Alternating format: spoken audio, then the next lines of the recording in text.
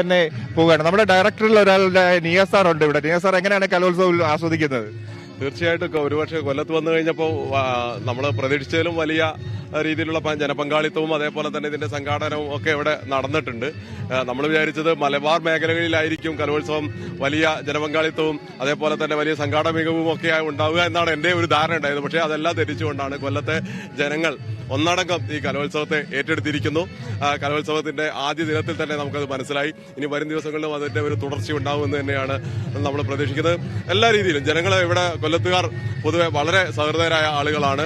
അവരെല്ലാ രീതിയിലും നമ്മളോടൊക്കെ സഹകരിക്കുന്നു. നമ്മുടെ മാധ്യമപ്രവർത്തകരോട് സഹായിക്കുന്നു, നമ്മുടെ ഇവിടുത്തെ സംഘാടക സമിതിയുമായി സഹകരിക്കുന്നു. അതേപോലെ തന്നെ എല്ലാ രീതിയിലും ജനങ്ങൾ നല്ല രീതിയിൽ കലോത്സവത്തെ ഏറ്റെടുത്തു എന്ന് വേണം. കുറച്ചധികം ആൾക്കാർ കൂടി ഇങ്ങോട്ട് വരാനുണ്ട്. തീർച്ചയായിട്ടും. ഇപ്പൊ ഇന്നലെ രാത്രി സംഭവിച്ച ഒരു ചെറിയ കാര്യം എന്ന് വെച്ചാൽ നമ്മൾ അപ്രതീക്ഷിതമായിട്ട് കാലം തെറ്റി ഒരു മഴ പെയ്തു. ആ മഴ ഇന്നത്തെ രാവിലെ ഒന്ന് തണുപ്പിച്ചു എന്ന് തോന്നുന്നു. അതിന്റെ ഒരു ചെറിയ പ്രതിഫലനം ഇപ്പോ ഇവിടെ ഈ കലോത്സവ വേദിയിൽ കാണാനുണ്ട്.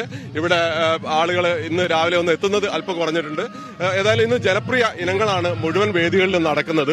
സ്വാഭാവികമായിട്ടും വൈകുന്നേരത്തോടു കൂടി ജനങ്ങൾ ഒന്നടങ്കം ഈ കലോത്സവത്തിലേക്ക് എത്തിച്ചേരുമെന്നാണ് പറയുന്നത്. ഇവിടെ നമ്മൾ സാധാരണക്കാരുമായിട്ടൊക്കെ നമ്മൾ കുറെ സമയം സംസാരിച്ചു. അപ്പോൾ അവരെല്ലാവരും പറയുന്നത് ഇന്ന് ഈ കലോത്സവം കാണാതെ ഞങ്ങൾക്ക് എന്ത് ആഘോഷം എന്നുള്ള രീതിയിലാണ് ജനങ്ങൾ, സാധാരണ ആളുകൾ, അവർ കൊല്ലത്തുകാരുമായിട്ടുള്ള നമ്മുടെ സമീപത്ത് താമസിക്കുന്ന ആളുകളൊക്കെ ആയിട്ട് സംസാരിച്ചപ്പോൾ പറയുന്നത്. തീർച്ചയായിട്ടും ഈ കൊല്ലം നിവാസികളും പരിസര ജില്ലകളിലുള്ള ആളുകളും മുഴുവൻ ഈ കലോത്സവത്തെ നല്ല രീതിയിൽ ഏറ്റെടുത്തു കഴിഞ്ഞു. തീർച്ചയായിട്ടും അതൊരു വലിയ അനുഭവം തന്നെയാണ് ഈ അനുഭവം തോന്നുന്നത്. നമ്മുടെ പ്രോഗ്രാം ഹെഡൊക്കെ നിബിൻ ഇവിടെ ഉണ്ട്. നിബിനാണ് ഈ നമ്മുടെ കലോത്സവത്തിന്റെ കാര്യങ്ങളൊക്കെ കൂടുതലായി അതിന്റെ ഒരു മേധാവിത്വമൊക്കെ വലിക്കുന്നത്. നിബിൻ, എങ്ങനെയാണ് കാര്യങ്ങൾ മുന്നോട്ട് പോകുന്നത്? കലോത്സവത്തിന്റെ കാര്യങ്ങൾ നല്ല, നമ്മുടെ സ്റ്റാളിന്റെ നമ്മളുടെ മീഡിയ സെന്ററിന്റെയാണ് മെയിൻ ആയിട്ടുള്ളത്. നമ്മളെന്താ പറയുക, ഒരു 5 ദിവസം മുൻപേ തന്നെ നമ്മൾ, അതായത് കലോത്സവം ഇന്നത്തേക്ക് ദിവസമായി നമ്മളുടെ എന്താ പറയുക ടീം ഇവിടെ മെയിൻ ആയിട്ട് ക്യാമ്പ് ചെയ്തിട്ട് അത് എല്ലാ തരത്തിലും ഇതെന്താ പറയുക പ്രേക്ഷകർക്ക് ഒരു 100% അതിന്റെ ദൃശ്യ മികവോടെ എത്തിക്കാനുള്ള രീതിയിലായിരുന്നു. നമ്മുടെ സ്റ്റേജുകളിലും വേദികളിലും മറ്റുമായി 24 ക്യാമറകളും അതേപോലെ തന്നെ നമ്മുടെ സ്റ്റുഡിയോയിൽ നിന്ന് ഏകദേശം 7ഓളം ക്യാമറകൾ, ഇങ്ങനെയുള്ള ഒരു വലിയ സന്നാഹം തന്നെയാണ് കേരള വിഷൻ ന്യൂസ് ഒരുക്കിയിരിക്കുന്നത്. കഴിഞ്ഞ പ്രാവശ്യത്തിലും അപേക്ഷിച്ച് നമ്മളെന്താ പറയുക ഓരോ കലോത്സവം കഴിയും തോറും നമ്മൾ എങ്ങനെ മികവ് വരുത്താം എന്നുള്ളതാണ്. കൂടുതൽ കുട്ടികൾ വരുന്നു, അപ്പൊ അവർക്ക് കൂടുതൽ എക്സ്പോഷർ കിട്ടുന്ന രീതിയിൽ അവരുടെ പെർഫോമൻസ് വേദിയിൽ നടക്കുന്നു. അതേപോലെ തന്നെ നമ്മളുടെ മീഡിയ സെന്ററിൽ നിന്നും നമുക്ക് സെൻട്രൽ സ്റ്റുഡിയോയുമായിട്ട് കമ്മ്യൂണിക്കേറ്റ് ചെയ്ത് അത് പ്രേക്ഷകരിലേക്ക് തത്സമയം എത്തിക്കാനായിട്ട്, പിന്നെ നമ്മുടെ വിജയേട്ടനെ പോലെയുള്ള എന്താ പറയുക വൈബ്രന്റ് ആയിട്ടുള്ള ആങ്കേഴ്സ് ഉണ്ട്. വൈകുന്നേരങ്ങളിൽ വന്നു കഴിഞ്ഞാൽ എന്താ പറയുക ഇവിടെയുള്ള ആളുകൾക്ക് ഒരു ഭയങ്കര എന്റർടൈൻമെന്റ് ആണ്. ഇതെല്ലാം കോർഡിനേറ്റ് ചെയ്ത് കൊണ്ടുപോകുക എന്നുള്ള ചെറിയ കാര്യമാണ് നമ്മളിപ്പോൾ ചെയ്തുകൊണ്ടിരിക്കുന്നത്. അതേപോലെ തന്നെ നമ്മളെന്താ പറയുക നമ്മുടെ സ്റ്റുഡിയോ, നമ്മുടെ പ്രേക്ഷകർ കാണാൻ നമ്മുടെ സ്റ്റുഡിയോ ഇപ്പോൾ സജ്ജമായിട്ടുണ്ട്. നമ്മളുടെ തത്സമയമായിട്ട് നമ്മുടെ ചാനൽ ഇവിടെ കാണാം. അതേപോലെ തന്നെ ഇവിടെ വരുന്ന പ്രേക്ഷകർക്ക് ഇവിടെ നടക്കുന്ന കാര്യങ്ങൾ കാണാം.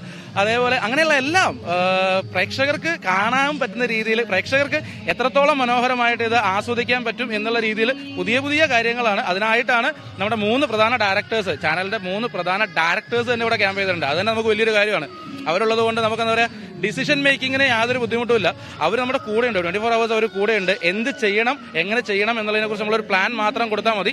ദിൽ ഗിവ് യു എക്സാക്ട് ഡിസിഷൻ. അപ്പോൾ നമുക്ക് ഭയങ്കര ഫീസിബിൾ ആയിട്ട് കാര്യങ്ങൾ കൊണ്ടുപോകാൻ പറ്റുന്നുണ്ട്. പിന്നെ നമ്മുടെ ടീമാണ് ഏറ്റവും വലുതെന്ന് പറഞ്ഞാൽ ടീമാണ്. ആ ടീം എന്ന് പറഞ്ഞാൽ ഓരോരുത്തർ അസൈൻ ചെയ്തിരിക്കുന്ന ഓരോ കാര്യങ്ങളുണ്ട്. ഇപ്പോൾ കണ്ടന്റ് സൈഡ് നോക്കുന്ന ടീമുണ്ട്, അതുപോലെ ടെക്നിക്കൽ സൈഡ് നോക്കുന്ന ടീമുകളുണ്ട്, ബിദുഞ്ചേട്ടൻ്റെ ടെക്നിക്കൽ സൈഡ് നോക്കുന്ന ടീമുണ്ട്, ദെൻ എന്താ പറയുക ഗീതേഷിന്റെ നേതൃത്വത്തിൽ ക്യാമറ ടീമുണ്ട്. അങ്ങനെ പിന്നെ എല്ലാം കൂടി ചേരുമ്പോഴാണ് എന്താ പറയുക ഒരു സക്സസ് ആവുന്നത്. ഒരു ബേസിക്കലി എന്താ പറയുക ഒരു പ്രോഗ്രാം ഹെഡ് ചെയ്യുമ്പോൾ നമുക്കുണ്ടാവുന്ന ഏറ്റവും ബുദ്ധിമുട്ട് എന്ന് പറഞ്ഞാൽ ഈ ആളുകളെ കോർഡിനേറ്റ് ചെയ്ത് എത്തിക്കുക എന്നുള്ളതിനെ കുറിച്ചൊക്കെ, ഓരോ ഡിപ്പാർട്ട്മെന്റ് കോർഡിനേറ്റ് ചെയ്ത് എത്തിക്കുക. നമുക്ക് ആ ഒരു അത് തീരെ ഉണ്ടായിട്ടില്ല. കാരണം എന്താ വെച്ചാൽ എല്ലാവരും എന്താ പറയുക ഡെഡിക്കേറ്റഡ് ആയിട്ട് വർക്ക് ചെയ്യുന്നുണ്ട്. റിയലി എന്താ പറയുക കൺഗ്രാജുലേറ്റ് ദം. നമ്മളോട് പറയുന്നതിനേക്കാളും കൂടുതൽ അവരാണ് they are the main attraction of the നമ്മുടെ ഈ ഒരു ഇതിന്റെ തന്നെ മീഡിയ സെന്ററിന്റെയും അതേപോലെ ഇത്രയും സക്സസ് ആക്കുന്നതിന്റെ മെയിൻ അട്രാക്ഷൻ തന്നെ അവർ തന്നെയാണ്.